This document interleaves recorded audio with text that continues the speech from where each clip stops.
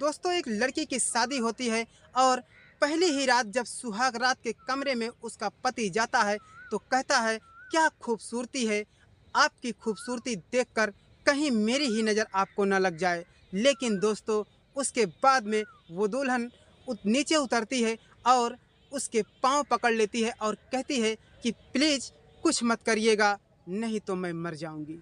दोस्तों उसके बाद में दूल्हा कहता है कि ऐसी क्या बात है, क्यों तुम रो रही हो। लेकिन वो कहती है यही तो रोना है। लेकिन जब वो पूछता है कि क्यों रो रही हो, मुझे भी तो बताओ, लेकिन दुल्हन कहती है कि आपको इससे क्या मतलब, आप सुन करके करेंगे भी क्या। दूल्हा कहता है कि मेरे साथ में तुम्हारी शादी हुई है, मैं तुम्हारा पति हूँ और आपके साथ में मैंने 7 फेरे लिए हैं और जीवन भर साथ निभाने का कसमें खाई है। दोस्तों उसके बाद में वो लड़की अपनी कहानी अपने उस पति से बताने लगती है। दोस्तों ये कहानी उत्तर प्रदेश के महाराजगंज ज़िले की है। बहुत ही अच्छी कहानी है और बहुत ही दिलचस्प कहानी है दोस्तों। लेकिन वीडियो में आगे बढ़ने से पहले मेरा बस एक ही रिक्वेस्ट है कि हमारे इस चैनल को सब्सक्राइब कर लीजिए और वीडियो को लाइक कर दीजिए, जिससे हमारे वीडियो का नोटिफिकेशन आपके मोबाइल पर आसानी से मिलता रहे। दोस्तों एक लड़की है जिसका नाम सुहानी है। सुहानी बीए सेकेंड ईयर में थी और वो अपनी पढ़ाई को अपनी मेहनत और लगन से कर रही थी। लेकिन दोस्तों उसका भाई और उसके पिताजी कहते हैं कि यदि तुम पढ़ाई कर रही हो तो किसी से दोस्ती मत करना, किसी लड़के से ऐसा कुछ दोस्ती मत करना, नहीं तो मैं जिस दिन सुनूंगा उसी दिन से तुम्हारी पढ़ाई लिखाई सब बंद करा दूंगा और तुम्हें घर पर बिठा दूंगा। दोस्तों एक दिन की बात है, उसका एग्ज़ाम था और वो एग्ज़ाम देने के लिए घर से निकल जाती है। यानी कि उसके घर से जो उसका कॉलेज होता है वो 6 किलोमीटर की दूरी पर था और उसी रास्ते में उसका एक बाज़ार होता है जो उसके घर से महज 2 किलोमीटर की दूरी पर था। दोस्तों सुहानी जैसे ही मार्केट में पहुंचती है तभी उसकी साइकिल पंचर हो जाती है और पंचर साइकिल को देखकर सुहानी बहुत ही ज़्यादा चिंतित हो जाती है। लेकिन दोस्तों वहाँ मार्केट में एक दुकान थी जिस दुकान पे कापी किताब कलम और गिफ्ट कॉस्मेटिक के दुकान भी थे, जहाँ पर लड़कियाँ और औरतें अक्सर वहाँ पर चूड़ियाँ, कंगन, लिपस्टिक आदि सामान खरीदने के लिए जाती थी और जो छात्र छात्राएं थे वो उसकी दुकान पर कापी किताब भी खरीदा करते थे। ऐसे में दोस्तों सुहानी उस दुकान पर जाती है जहां पर एक राजेश नाम का लड़का उस दुकान पर बैठा होता है और सुहानी उस राजेश से कहती है कि भैया ज़रा मेरी एक मदद कर दोगे क्या, मुझे आप अपनी साइकिल दे दीजिए क्योंकि मेरी साइकिल पंचर हो गई है और आज मेरा एग्ज़ाम है, कहीं देर ना हो जाए और कहीं मेरा साल भर की पढ़ाई ख़राब ना हो जाए।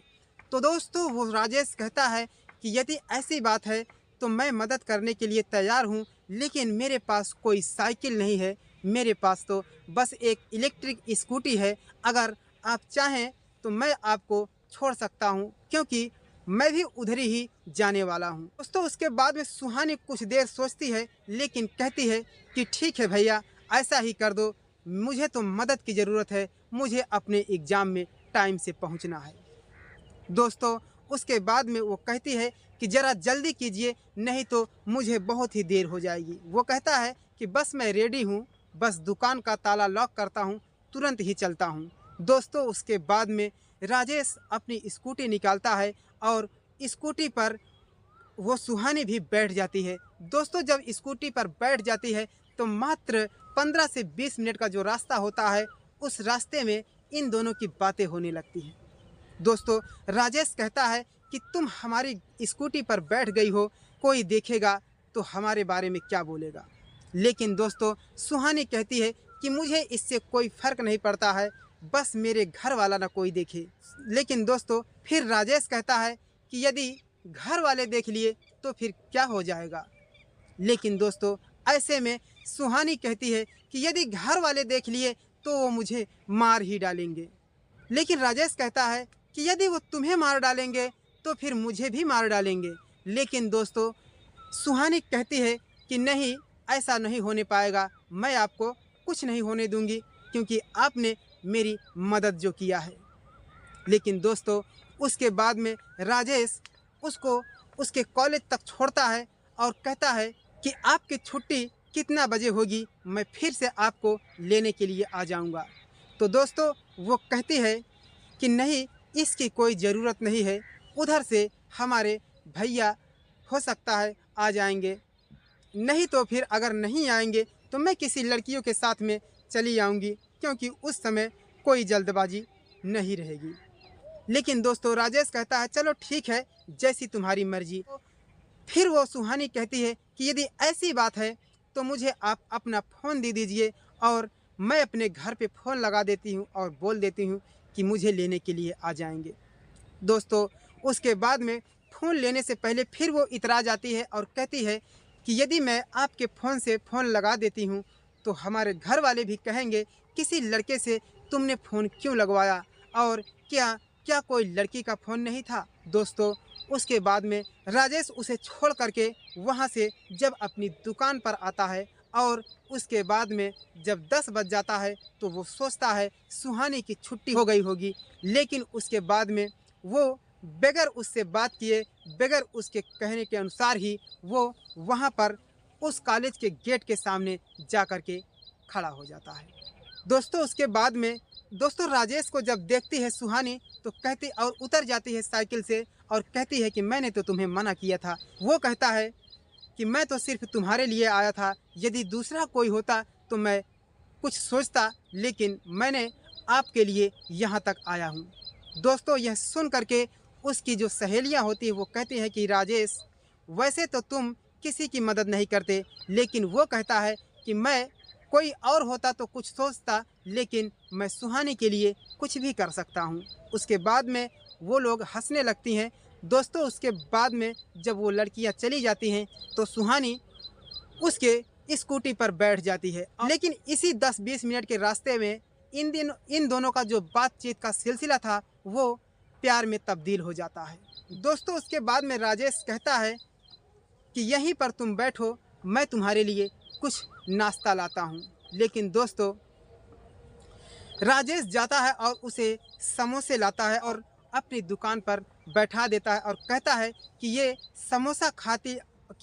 समोसा खा लो और मैं तुम्हारी साइकिल किसी दुकान पर दे करके आता हूँ, जब वो पंचर बना देगा तो तुम अपनी साइकिल लेकर चली जाना। दोस्तों ऐसे में अब राजेश और सुहानी एक दूसरे से प्यार करने लगे होते हैं और बातचीत का सिलसिला बहुत ही ज़्यादा बढ़ चुका होता है। दोस्तों ऐसे में उसका BA second year BA final भी ख़त्म हो जाता है और ये प्यार हमेशा हमेशा के लिए पनप जाता है। तो जिस तरह से सुबह सूरज प्रकाशित होता है और शाम को ढल जाता है, उसी प्रकार ये उम्र भी है, जब वो उम्र हो जाती है तो प्यार का रोग भी लग जाता है। दोस्तों ऐसे में सुहानी के पिताजी और सुहानी के भाई उसके लिए एक लड़का ढूंढते हैं और सुहानी की शादी के लिए बातचीत करने लगते हैं। दोस्तों सुहानी बहुत ही ज़्यादा घबरा जाती है और अपनी भाभी से कहती है कि भाभी मैं राजेश नाम के लड़के से प्यार करती हूँ, यदि आप चाहो तो मेरी शादी राजेश से करा सकती हो। लेकिन उसकी भाभी कहती है कि मैं कैसे करा सकती हूँ। तो वो कहती है कि आप आज ही भैया से बात करके मेरी शादी राजेश से करवा दीजिए। लेकिन उसकी भाभी कहती है कि तुम्हारे भैया भी हमारी कहाँ सुनते हैं, मेरी बात को नहीं मानेंगे। लेकिन दोस्तों उसकी भाभी कहती है कि ये उम्र का ऐसा पड़ाव है जहाँ पर प्यार किसी और से हो जाता है और शादी किसी और से हो जाता है। अब इसमें न जाने प्यार की गलती है या फिर जिसके साथ में शादी होती है या फिर वहाँ गलती है। दोस्तों वो कहती है कि यही मेरी भी कहानी है, मैं किससे बताऊं क्योंकि मेरा कोई अपना नहीं है, तुम हमारी अपनी हो, मैं तुमसे बता देती हूँ मेरा भी कुछ यही हाल है। मैं भी किसी से प्यार करती थी और शादी किसी और से हो जाती है, लेकिन करूँ भी तो क्या करूँ, अब तो मैं इस घर में रह ही रही हूँ और हमेशा हमेशा के लिए मैं उस प्यार को भूल गई। दोस्तों उसके बाद में सुहानी कहती है कि मुझसे तो भूला ही नहीं जा रहा है। लेकिन दोस्तों उसके बाद में अगले ही दिन वो बड़ी मुश्किल से टाइम निकाल करके बाजार में जाती है और राजेश को अपना सारी दास्तान बताती है। तो राजेश अपने पिताजी से कहता है कि पिताजी ऐसी ऐसी बात है। उसके माता और पिता उसकी खुशी के लिए सुहानी के घर पर जाते हैं और सुहानी के पिताजी से बातचीत करते हैं और कहते हैं कि हमारा राजेश और आपकी सुहानी ये दोनों बच्चे एक दूसरे से प्यार करते हैं, क्यों ना इनकी शादी कर दी जाए। दोस्तों उसके बाद में सुहानी के पिताजी बहुत ही ज़्यादा भड़क जाते हैं और कहते हैं कि सुहानी मैं ये क्या सुन रहा हूँ। सुहानी को बुलाया जाता है और कहते हैं कि तुम किससे प्यार करती हो, क्या तुम इनके लड़के से प्यार करती हो। वो कहती है कि नहीं पिताजी ऐसी कोई बात नहीं है, मैं किसी से प्यार नहीं करती, ऐसी कोई बात नहीं है, बाकी ये सब बातें झूठ है। तो दोस्तों उसके बाद में राजेश के पिताजी कहते हैं कि बेटी यदि कोई ऐसी बात है तो डरो मत, मैं हूँ ना, आप सच सच बताइए क्या बात है। लेकिन वो कहती है कि नहीं चाचा ऐसी कोई बात नहीं है, मैं किसी से प्यार नहीं करती हूँ। उसके बाद में सुहानी के पिताजी कहते हैं कि सुन लिए ना, अब आप जा सकते हो। दोस्तों उसके बाद में राजेश के पिताजी वहाँ से निकल जाते हैं और जा कर के राजेश से कहते हैं कि बेटा ऐसी ऐसी बात है। लेकिन दोस्तों अगले ही दिन किसी तरह डर डर के सुहानी अपने घर से निकलकर राजेश के घर पर जाती है और राजेश के पिताजी से माफ़ी मांगते क्षमा याचना करती कहती है कि पिताजी मुझे माफ़ कर दीजिएगा, क्योंकि मैं अपने पिताजी और अपने भाई से बहुत ही डरती हूँ। मैंने आपसे झूठ बोला था कि मैं किसी से प्यार नहीं करती। दोस्तों उसके बाद में वो कहती है कि मैं राजेश से बहुत ही ज़्यादा प्यार करती हूँ और जीवन भर करती रहूँगी। दोस्तों यह सब कह करके सुहानी जल्दी ही अपने घर आ जाती है और इधर राजेश के पिताजी कहते हैं कि यदि तुम सुहानी से प्यार करते हो और यदि सुहानी तुमसे प्यार करती है तो तुम दोनों भाग करके शादी कर लो। तो दोस्तों नाज है राजेश के पिता पर, जो अपने बेटे के लिए कुछ भी करने के लिए तैयार हो जाते हैं। दोस्तों राजेश सुहानी से कहता है कि क्यों ना हम भाग जाएं।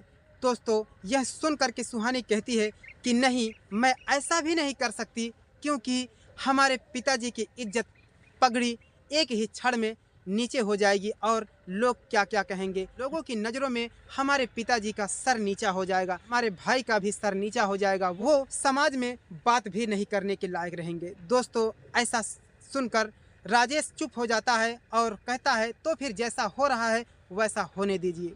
तो दोस्तों उसके बाद में सुहानी की शादी हो ही जाती है।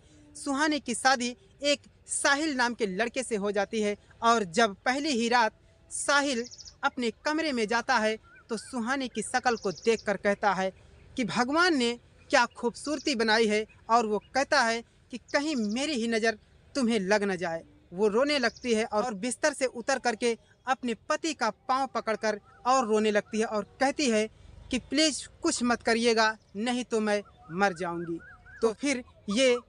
तो फिर साहिल पूछता है कि क्या बात है, तुम क्यों रो रही हो। उसके बाद में वो कहती है कि आपको इससे क्या मतलब, मैं क्यों रो रही हूँ। लेकिन दोस्तों वो कहती है कि तुम हमारी धर्म पत्नी हो, मैं तुम्हारा पति हूँ, जीवन भर की कस्में खाई है और 7 बंधन के और 7 फेरों के कस्में खाए हैं, तो मुझे क्यों नहीं हक है तुमसे पूछने का। लेकिन दोस्तों वो और रोने लगती है और कहती है कि यही तो रोना है, आज की रात ऐसी रात है। और वो कहती है कि यही तो रोना है, इसीलिए तो मैं और रो रही हूँ, क्योंकि सुहाग रात की जो रात होती है वो एक ऐसी रात होती है जहाँ पर हर दुल्हन का सपना होता है अपने पति की बाहों में रहे और प्यार भरी बातों में डूब जाए। लेकिन यही तो रोना है। वो जब सारी कहानी को बताती है तो साहिल कहता है कि ये तुम्हारे घर वालों ने बहुत ही गलत किया है और हमें फंसा दिया है और तुम्हें भी फंसा दिया है। लेकिन दोस्तों साहिल कहता है कि तुम्हारे घर वालों ने हमारी ज़िंदगी को बर्बाद कर दी, मैं उनके ऊपर केस करूंगा और मैं उन्हें फंसा करके छोड़ूंगा। दोस्तों यह सुन करके सुहानी उसके कदमों में गिर जाती है और रोने लगती है और कहती है कि प्लीज़ कुछ मत कीजिएगा, जैसा आप कहोगे मैं वैसा ही करूंगी, मैं आपके साथ में जीवन भर बिताऊंगी। वो कहता है कि जो भी प्यार होता है उसे भूल जाओ और अपने पति के साथ में बिताओ। वो रोने लगती है, कहती है कि जैसा आप कहोगे मैं वैसा ही करने के लिए तैयार हूँ। वो कहती है कि कहीं आप हमारे पिताजी को बता देंगे, हमारे पिताजी जेल में हो जाएंगे और हमारी इज्जत नीलाम हो जाएगी। दोस्तों उसके बाद में साहिल कहता है कि अरे पगली, तुम कैसी लड़की हो, मैं तो यही देखना चाहता था। तुम उधर अपने पिता की इज्जत भी बचाना चाहती हो और इधर अपने प्यार को भी नहीं खोना चाहती हो और इधर मेरी भी इज्जत नीलाम नहीं करना चाहती हो। नाज है मुझे तुम पर जो तुमने ऐसा प्यार किया। तो दोस्तों उसके बाद में वो कहता है कि मुझे राजेश से बात कराओ। राजेश से बात करता है साहिल और उसके घर वालों को बुलाता है और उस लड़की के भी घर वालों को बुलाता है। उसके बाद में एक पंचायत कराता है। उस पंचायत में फैसला होता है और वो कहता है कि ये जो सुहानी है इसके साथ में राजेश की शादी करा दो, नहीं तो ये मर जाएगी। यह सुन करके सुहानी के पिताजी भड़क जाते हैं और ऐसे में उसके ऊपर हाथ उठाने की जैसे ही सोचते हैं तो उसका बेटा यानी कि सुहानी का भाई अपने पिताजी का हाथ पकड़ लेता है और कहता है कि पिताजी, हम लोगों ने जो गलती कर दी वो गलतियाँ साहिल सुधार रहा है। मैंने तो बहुत ही बड़ी गलती की है क्योंकि राजेश के साथ में इसका प्यार था और ये राजेश के साथ में खुश रहेगी। जिसमें इसकी खुशी है उसमें हमारी भी खुशी होना चाहिए थी। दोस्तों उसके बाद में उसी पंचायत में राजेश के साथ में उस सुहानी नाम की लड़की की शादी हो जाती है और सुहानी खुशी खुशी उस राजेश के साथ में उसके घर चली जाती है। दोस्तों इधर साहिल कहता है कि मैंने तो कमा करके शादी की थी, मैंने अपने ही पैसे से अपनी शादी की थी, मुझे कोई इतराज़ नहीं है। मैं साल 2 साल में इतना पैसा कमा लूँगा और उसके बाद में मैं किसी दूसरी लड़की से विवाह कर लूँगा। दोस्तों उसके बाद में जब वो दोनों एक दूसरे का साथ पा जाते हैं तो कई वर्ष बीत जाते हैं और साहिल की मुलाकात एक बार उस राजेश से होती है और राजेश की पत्नी से यानी उस सुहानी से होती है। तो वो कहता है कि अब कैसी हो, अब जीवन कैसा चल रहा है और अच्छा लग रहा है कि नहीं अच्छा लग रहा है। वो कहती है कि साहिल जी, आपका बहुत बहुत धन्यवाद, आपने हमारे प्यार को मिला दिया। अब तो मुझे बहुत ही अच्छा लगता है और अब हमारी एक बेटी भी है। मैं अपनी बेटी के साथ में बहुत ही खुश हूँ और अपने पति के साथ में बहुत ही खुश हूँ। दोस्तों तो ये थी हमारी कहानी।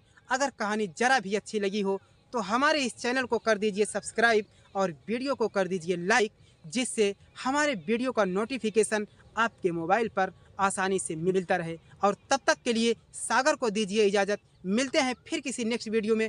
तब तक के लिए जय हिंद, वंदे मातरम।